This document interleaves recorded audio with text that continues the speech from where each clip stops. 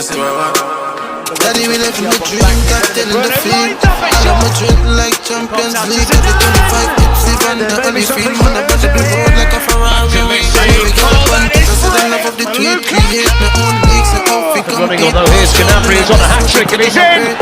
This is Corner Flag Talk. On. Hey guys, welcome back to another episode of the Corner Flag Talk podcast. It's your boy John. Here as always with my co-host Virgil. Virgil, was it good? That's a sad episode. A sad one, you know. Season finale. Why are you sad, bro? Your boy equalized the assist record, dog. Well, yeah. And he treated his dog. He should have smashed it, dog. However, though, Ozil still holds the record, you know, for most chances created in a single season, though. Still suck it. Well, at least one man. At least one man on the pitch still. At least what? At least one man still on the pitch. Okay. Hey, look. If Ozil was at City and had basically Ozil and like David Silva, like the two parallels of how a situation could have been handled. You have two guys on the decline, but one of them has this $1 million team around him that does like all the running for him and uses him sparingly. Whereas this other team which tries to run him into the ground and he's like the only person on the pitch who actually passes forward. I don't know. Yeah, you can't expect that from Ozil. Yeah, no, I agree that, right? Like how Pepper's play still we had to play him in the pocket. I agree 100% though. So guys, we're back once again and for the final time for this Premier League season. It was definitely alright, the one that I don't really think I enjoyed, but it was alright indeed. And yeah, I have a FA Cup final to look forward to though, but to be honest, I ain't really that optimistic. Yeah. Congrats on Chelsea, you know, and Manchester United for making top 4. And I guess that's basically where we're going to have to start off. So obviously Liverpool won the title, that's kind of obvious. They eventually won on the final day, but they was losing after the first minute against Newcastle. Aubameyang went so close to becoming a Golden Boot winner once again when he scored 2 against Watford. And Watford all of a sudden pulled out this amazing attempt at a comeback where Danny Welbeck scored. Yeah. And that's how Watford's play against us all the time. Troy like Troy Deeney side. Whoops. Since he make that whole Jones comment, dog, the man has lost like all the games, dog. Got sent off in one of those games, got relegated in another one of those games. Time out. But I feel like it's a kind of interesting episode. For the viewers, you guys have a award show to look out for. Just like last year where we did the Corner Flag Talk Season Awards. We will look to do that once again and hopefully do that a slightly bigger team. And you guys will see the guests when we do that. Hopefully it could be sometime later this week and we'll try to do that one live as well. Until then, we talk about how the season wrapped up. At the end, Bournemouth and Watford both got relegated. Fun fact for you that they were the two teams that came up together 6 years ago and they go back down together, which is kind of tragic. I'll be honest, I actually like Bournemouth. I like their style of play a lot. And I think they have some good players and I have no idea where it really went wrong. I guess some injuries really derailed them. I know Callum Wilson was missing for a good part. Brooks got a season-ending injury who was a really bright spot last season. And all those things hampered them in the end. And with Watford, it was just a little too late, when they finally catch back themselves. If they did one good thing, they ended Liverpool being undefeated. Yeah. Thank God for that. That's a big roller coaster season they had, Yeah. The champions and then coming on to the end, it's just 2 tough games they have to play. They had Arsenal and City, so it's really tough for them. It's really looking hard for them. It was. And in the end, Jack Grealish, and it was really poetic that he scored on the final day to get any point that they needed to stay up, and the Villains stay up. And, Jack Grealish really had a phenomenal season. Like, he genuinely was a joy to watch. And on top of just being, like, aesthetically a joy to watch, he was at the crux of everything good of Aston Villa. And, when Wesley got injured, it didn't matter. Okay, well, obviously it mattered, right? But when Wesley got injured, it didn't affect him. When McGinn got injured, it didn't affect him. It didn't matter who was missing, who was available. He was the driving force behind this team this season. And I really do hope that, he gets the move that he deserves to go to a better club. Not that, obviously he's definitely like central to everything that Villa does. Yeah. But like, I think he deserves some more now. You know? Yeah, because look, you have to look at his personal career now, and realistically, he need that step up because he been with Villa for so long. Yeah. He was up in the he was with Villa last time. Was in the Prem, and he was faithful enough to stick with them. Yeah, and you see from since then to now, you see how he mature and you see how he adapt his game and how he's just there. He's showing why he's captain. Yeah, and he really deserves a move because we know in his head he looking for a move. Yeah, I was gonna say another player who's in a very similar position is Wilf Zaha. You know, like he spent so much years at keeping him in the Premier League. I remember a Palace fan online last year said, "Listen, you know, this is when Arsenal was linked with him, and he said, you know, while Arsenal might find the 90 million valuation of him to be out there and be outlandish and wrong, you need to understand that to Crystal Palace, he is worth 90 million because they were like, at that point, if they sold him, they go down. And yeah, this year he didn't really have like a phenomenal statistics season that, you know, got much goals and assists and stuff. But I think a lot of that has to do with him just not wanting to be there. Yeah. But you could still see that, you know, he draws all the attention to him on the field, you know, and makes the space available for others. And, you know, I still think that he is undoubtedly the best player, and hopefully he gets some move away to somewhere that he can be more appreciated. You know something, Virgil? I think he could have leave the league so long. Like, for example, I think he could have go AC Milan and be really well. Because I think he's of the level to play at least at the European level. And I don't see why. Like, I know why players stay in the Premier League, because it's the Premier League. And the truth is that there's a very high chance that as of right now, you could probably get paid more playing for a mid-table Premier League club than actually playing for some of these European clubs abroad that fight into being Europa League and the Champions League. And that's the sad reality and the disparity with football finances is right now. But hey, that's what it is. Someone on your side, De Bruyne had a phenomenal season, was robbed of the Football Writers Award. God alone, dog. I don't want to be that guy though, but it has to be English bias. Dog, I don't have to say anything for that. No, I'm not going to get into all that. The Football Writers Awards. This guy, I can't remember his name, but he was one of the writers in choosing Henderson. And from just the time I hear his excuse starting off as, look at all the captains in the Premier League. Name a better captain than Henderson. When he said I take it off one time, you know, I didn't watch that video. I stopped watching that video. I was like, what had to do with being the best player? Like, that makes no sense. Like, yeah, Liverpool midfield, and that's all I'm going to say. Liverpool midfield is a good midfield. Take Henderson out of the midfield, it's not really going to make a big difference. But okay, I disagree. I do think it makes a difference, but it by no means makes a difference that it makes if you remove KDB from City. Yeah. Like, people go watch and be like, but yo, they won the title last year. Yo, they were much better functioning side last year. He literally dragged them to second place, dog, on his own. You know, he has the third most chances created ever in a Premier League season. He has now equaled the assist record in a given season. He has also hit double figures, if I'm right, in both goals and assists. He has like 12 goals, something like that, dog. I was actually going to just check it now. And numerous big game performances. And you know what's so funny, dog? I do believe that he has potential. If it had a Ballon d'Or this year, Ballon d'Or credentials, right? Henderson not in that conversation. So if Henderson not even in that conversation, how is he in Football Writers? You know, it's bias, you know, it's bias. I know people came out and was like, yo, Pepe just being salty, whatever. But, you know, Pep kind of right. You know, like, we won the title, they gave it the award. But that one I could understand. Yeah, like, Salah one I could understand. Yeah. But then, you won the title last year. They still give it to them. They give it to Van Dijk. I also still kind of understood that one. Yeah, but this year, dog... I understand Van Dijk only most. I understand his own. But this year, dog... like, what more the man supposed to do? I don't get to that. I don't get to wear that. The armband. No, but KDB doesn't even wear the armband sometimes, though. Yes, he does. Dog, I don't get to that. Here what he need to do, Richard. You man need to go and run through a wall in all guts and glory, dog, and be like, for England, and you'll get him, dog. Man need to score 5 goals in a game, you know. Man need to score 5 goals and get 4 assists, you know. Man, I just pass the ball to himself and just score, you know. I don't know what more they want. That's basically how he get all these assists, though. Big though. Command didn't want to finish. If Aguero was there, The irony too is like Raheem had what was deemed like a poor season and finished on 25 goals. Yeah. This is best season since. His best season. But not to fight it down, dog.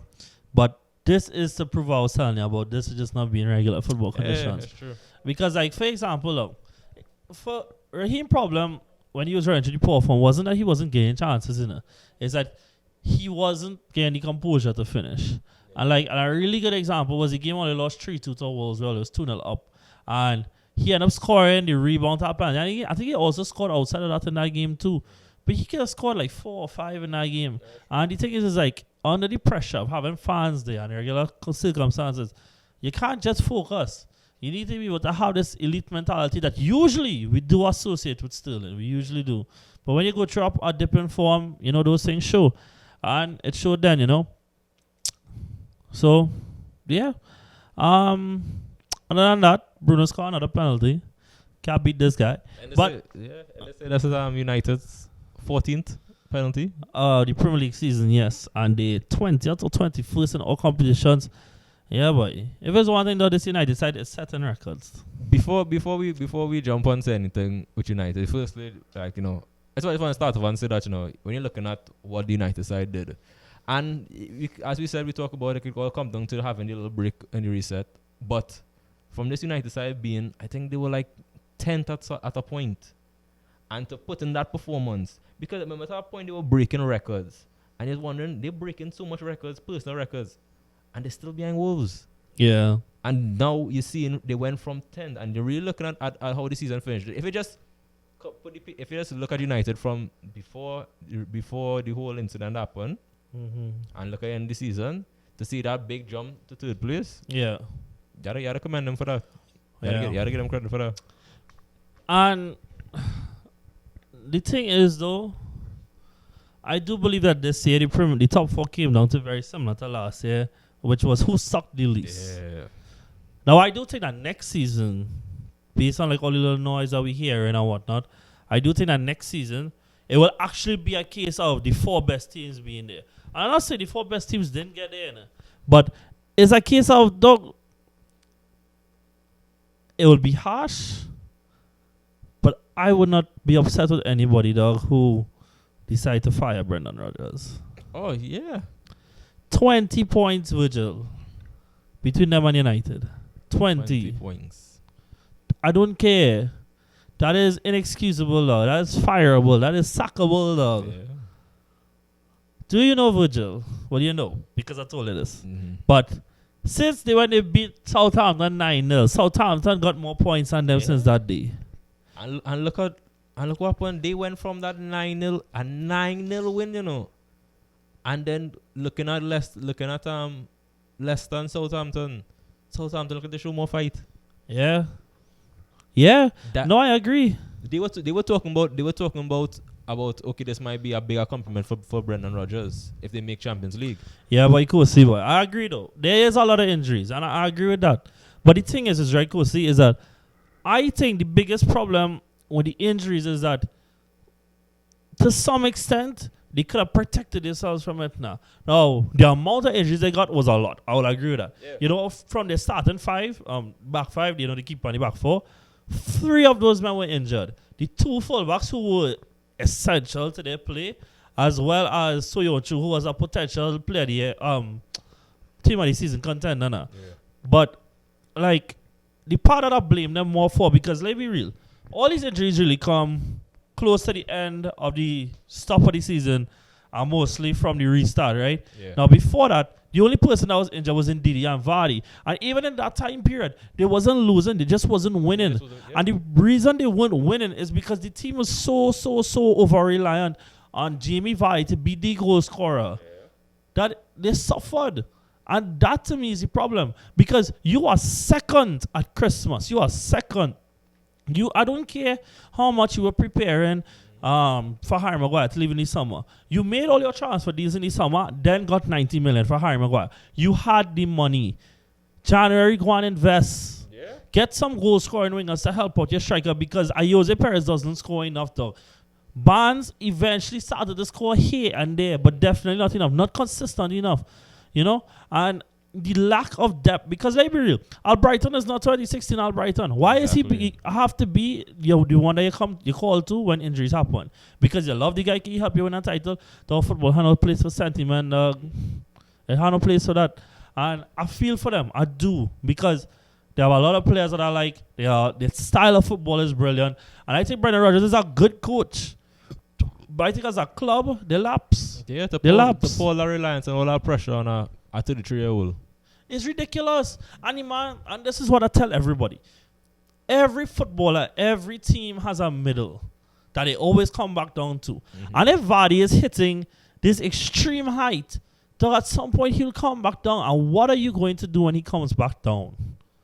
You have nobody else to rely on, and they suffer for it, and they end up dropping out top 4. And if you think about it, if they had the same mindset and the teams below them just play terrible, and they managed to clinch on into that 4th spot, and push into Champions League, this is not the same Leicester side that they had Champions League last time. This side would have seen a lot more pressure. And the difference is, Virgil, people that actually believe them that they was becoming a Champions League club now. You know what they look like now? They look like chokers. They look like if they're not ready for that level. Right now they're in the Europa League, the Europa League talk right now.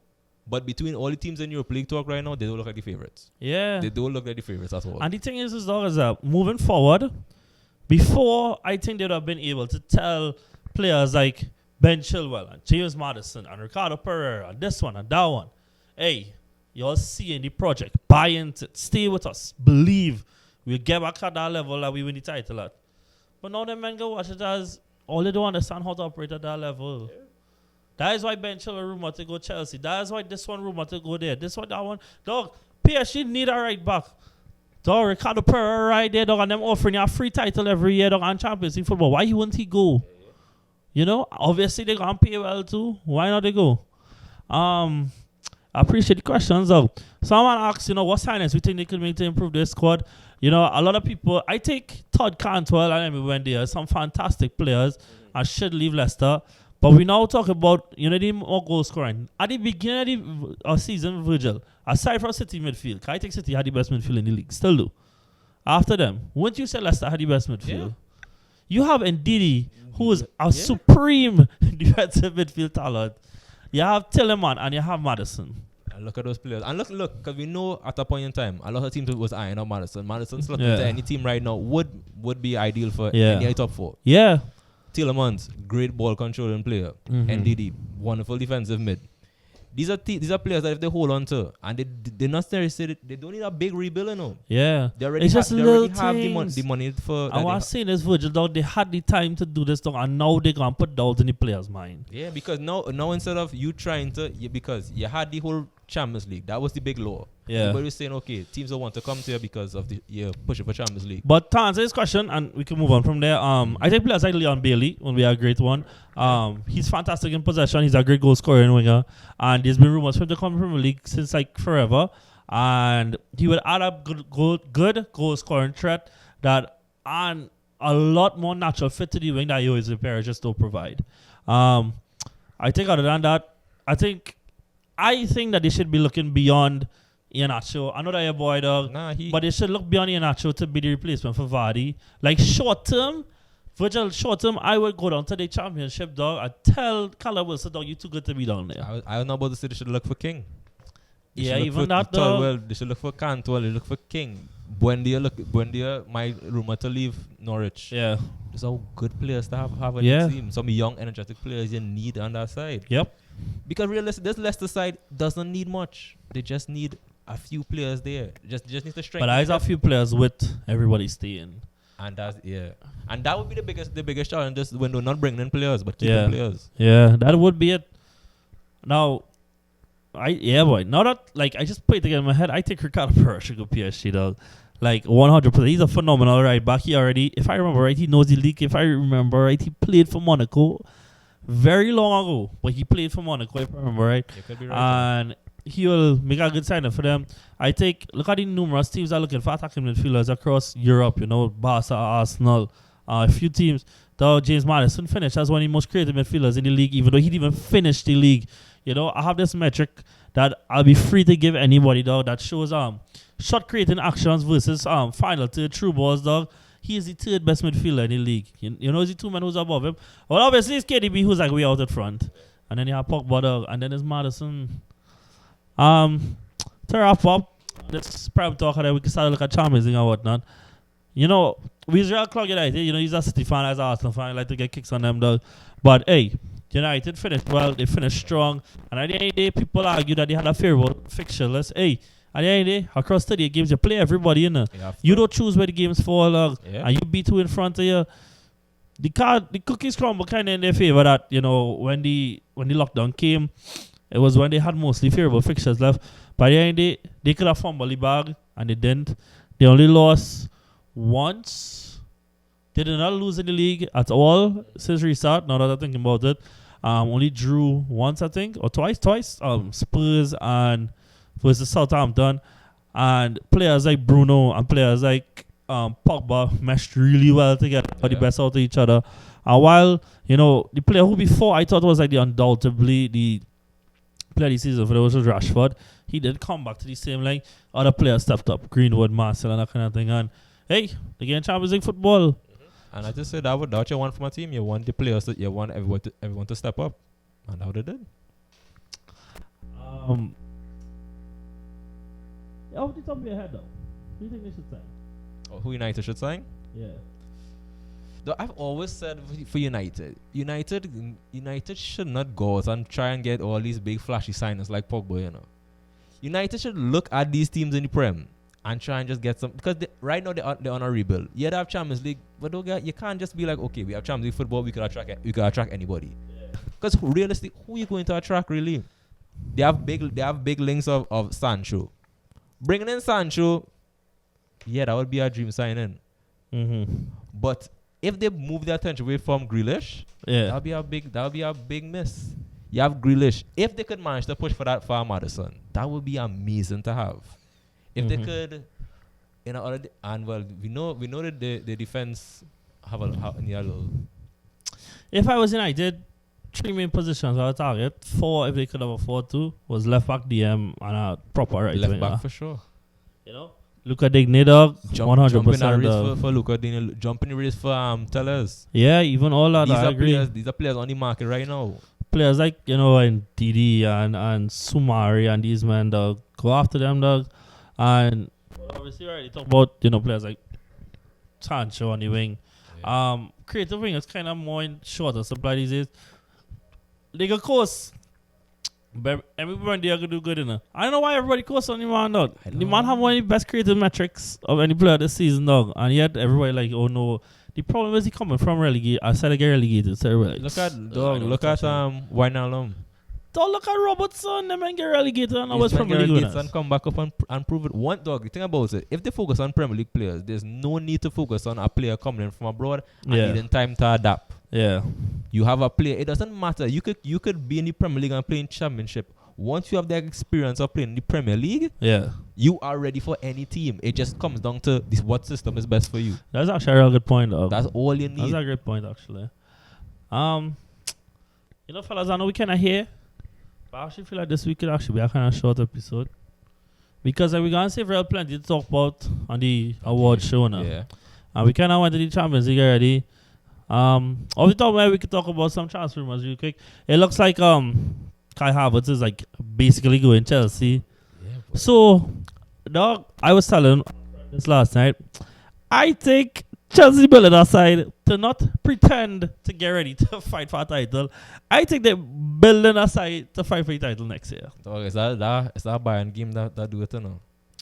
Yeah, but it's like Bayern game they're not good enough. We're not going to that again enough. Yeah. Because realistically, they did well to balance Champions League and the league with the team they have. Yeah. So imagine this team coming in now, and you have young players that had the experience. Young players that, okay, they understand they might not be starters, but they're Premier League ready.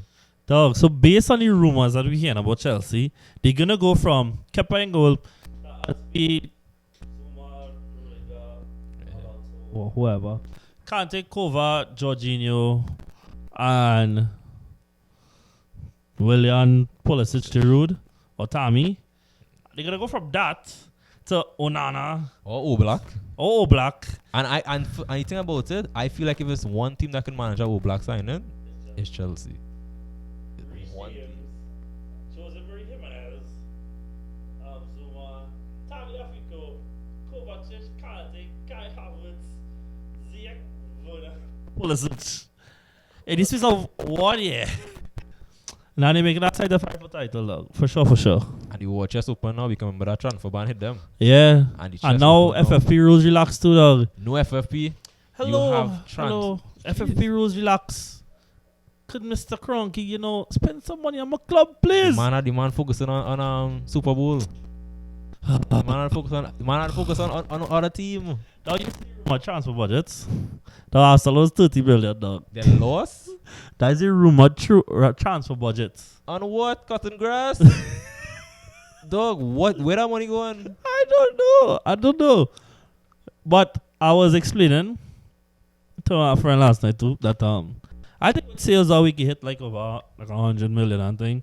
It's just is if the club willing to sell them man now. Not just if the club willing to sell, it's if men willing to buy them man. Yeah, dog. Because I see Socrates saying, dog, I feel like I can stay, I can turn out, dog, I can try and prove myself. I was like, brother man, you don't Dog, play. you had a real season to do already, Dog, Kolasinac is not even a centre back, and he just starts centre back over you.